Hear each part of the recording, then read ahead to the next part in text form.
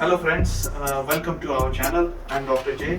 आज हम बात करेंगे शोल्डर डिस्प्लेसमेंट के बारे में। ये सबसे कॉमन जॉइंट इंजरी है और इसका मेन रीज़न ये है कि ये बॉडी में सबसे मोबाइल जॉइंट होता है। इसके साथ ही ये शैलो होता है, यानी कि काफ़ी पेरिफेरल रीजन में होता है और मोबिलिटी की वजह से ये अच्छा खासा हर एंगल में इसकी मूवमेंट्स ईजिली हो जाती है। तो इसके साथ ही दूसरा जो मेन रीज़न है वो ये है कि शोल्डर जॉइंट जो इसका नीचे का हिस्सा है यहाँ का, वो यहाँ पे कम प्रोटेक्टेड होता है कंपेरेटिव टू अदर जॉइंट।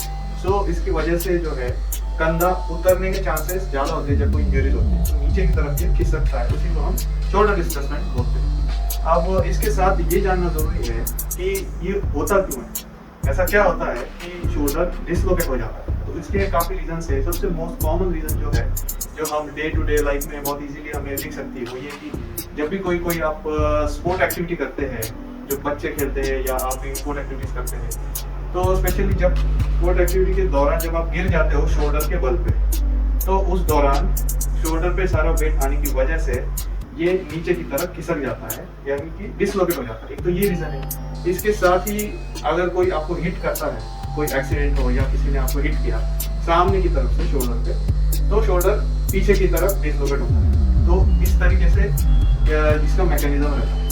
अब इसके साथ ही जिनके जॉइंट्स जो है काफ़ी लूज होते हैं या बहुत फ्लेक्सिबल होते हैं, फ्लेक्सिबिलिटी जिनके जॉइंट्स में ज़रूरत से ज़्यादा होती है, वो भी इसके लिए वनरेबल रहते हैं, यानी कि उनके भी शोल्डर डिस्प्लेसमेंट के चांसेस बढ़ जाते हैं। सो फ्रेंड्स, अब ये जानना बहुत ज़रूरी हो जाता है कि हमारा शोल्डर डिसलोकेट हुआ है तो वो कंफर्म कैसे करें कि आपका शोल्डर डिसलोकेट हुआ।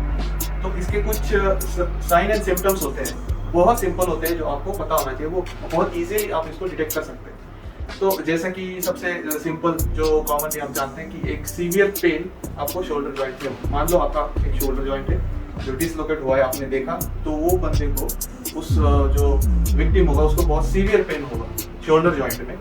दूसरा साइन एंड सिम्टम जो उसका है इम्पोर्टेंट, वो ये कि अपना शोल्डर जॉइंट की कोई भी मूवमेंट वो इजीली नहीं कर पाएगा। शोल्डर जॉइंट जो है वो फिक्स हो जाएगा, उसकी मूवमेंट जो है एक जगह पे रेस्ट्रिक्ट हो जाएगी, तो चाहने पे भी वो हिला नहीं पाएगा। तो ये सबसे सेकंड मोस्ट कॉमन सिम्टम है शोल्डर डिसलोकेशन। इसके साथ तीसरे बहुत इंटरेस्टिंग एक साइन है। इसमें क्या होता है, जैसे आप कोई भी नॉर्मल पर्सन को देखते हो फिजिकल, तो आपको दोनों शोल्डर का एक राउंड शेप दिखता है। तो जब शोल्डर डिसलोकेट होता है, कंधा उतरता है, तो उतरने की वजह से ये जो राउंड शेप है ये फ्लैट हो जाता है। तो ये फ्लैट होकर आपको एक कंधा ऊपर और एक नीचे की तरफ ऐसे फ्लैट होता हुआ दिख जाएगा। तो ये तीसरा मेन साइन होता है। और इसके साथ ही बहुत एक ऐसा इम्पोर्टेंट साइन, और रेयर भी इसको कह सकते हैं कि आप ये दिखता है, वो है बल्ज पाना, यानी कि जो हमारी स्किन होती है शोल्डर की, उसके नीचे बोन निकलने की वजह से एक बल्ज या ऐसा लंप जैसा स्ट्रक्चर आपको अलग से दिख सकता है। सो नाउ फ्रेंड्स, हमें ये कंफर्म हो गया कि शोल्डर डिस्प्लेसमेंट हुआ है, पेन भी है, मूवमेंट्स भी नहीं हो पा रही है, और तो हमें अब नेक्स्ट स्टेप क्या उठाना चाहिए, ये इसके बाद का क्वेश्चन है। तो बहुत सिंपल चीज़ है। सबसे नंबर 1 आपको ये काम करना है कि कोई भी खुद से इस शोल्डर जॉइंट को ठीक करने की कोशिश आपको नहीं करनी है। आपको इसको खुद से वापस रखने की, उठाने की या छेड़ने की जरूरत नहीं है। क्यों नहीं करना है, उसका बहुत सिंपल रीज़न है कि शोल्डर जॉइंट जो है हमारा, उसके पास कुछ ऐसी आर्टरीज और नर्व गुजरती है जो अगर कंप्रेस होती है तो आपके आर्म और शोल्डर रीजन का सेंसेशन कंप्लीटली जा सकता है कुछ टाइम के लिए, या बहुत ज़्यादा डैमेज हो तो और ख़राब हो सकती है सिचुएशन। इसके साथ ही अगर कोई फ्रैक्चर इसके साथ एसोसिएटेड है तो वो और कॉम्प्लिकेट हो सकता है। तो इस चीज़ को टालने के लिए हमें इसको खुद से कुछ भी छेड़ना नहीं। नंबर 2, हमें तो एक काम करना है कि आर्म को हिलाना नहीं है, बिल्कुल इसकी मूवमेंट नहीं करनी है, ना फिक्स करना है और ना हिलाना है। तीसरा काम आप ये कर सकते हो कि एक सॉफ्ट पिलो या कुशन लेके आप आर्म के पास रख सकते हो, जिससे थोड़ा आपको सपोर्ट मिलेगा और फर्दर डैमेज नहीं होगा। और अगर जब आप जाते भी हो, लेके भी जा सकते हो, जब जाओगे पेशेंट को, तब इसको मूवमेंट्स में उस टाइम पे जो उसको जो फर्दर डैमेज होगा वो कम से कम हो सकता है इससे।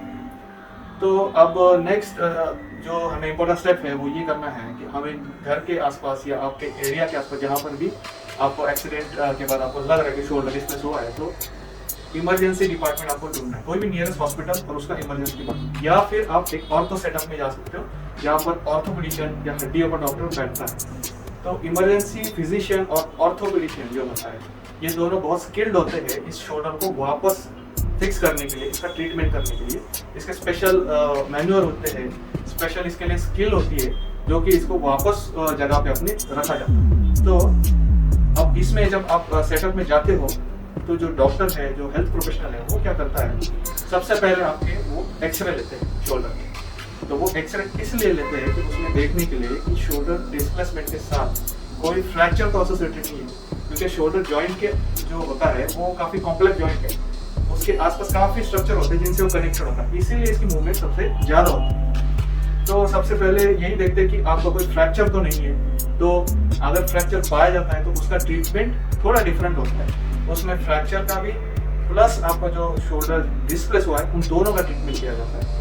और अगर एक्सरे नॉर्मल आता है, सिर्फ शोल्डर आपका डिस्प्लेस है और एसोसिएटेड कोई फ्रैक्चर नहीं आता है, तो एक प्रोसीजर किया जाता है, उसको बोलते हैं शोल्डर रिडक्शन। तो उस शोल्डर जो कि आपका कंधा उतरा हुआ रहता है उसको स्पेसिफिकली उस मैन्यूअर को यूज करते हुए वापस नॉर्मली पोजीशन पे अपने रखा जाता है। तो इसके साथ ही आपको एक स्लिंग पहनने को दिया जाता है और कुछ मेडिसिन दी जाती है, जैसे कि एंटी इन्फ्लेमेटरी मेडिसिन लोकल लगाने के लिए आपको एंटी इन्फ्लेमेटरी ऑइंटमेंट्स हुए, और आपको फर्दर गाइड किया जाता है कि आपको क्या करना है और नहीं करना है। तो जब आपका पेन कम्प्लीटली डिसअपियर होता है और मूवमेंट्स दोबारा आप करने लगते हो नॉर्मली, तब आपका स्लिंग रिमूव किया जाता है और आप completely back to normal life जा सकते हो।